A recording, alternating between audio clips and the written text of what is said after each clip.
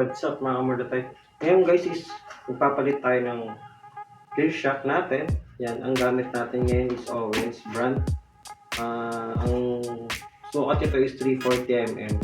Nilakihan ko para mas magmukhang malaki tayo sa motor natin. Yan. Ito yung sura na guys. Yan. Box. Ang packaging siya. Yan guys. Ito yung Owens na binili natin. Parang stock pa rin talaga siya guys. Yung rubber na ginamit dito, parang stock pa din. Kahit di natin tanggalin yung old stock natin.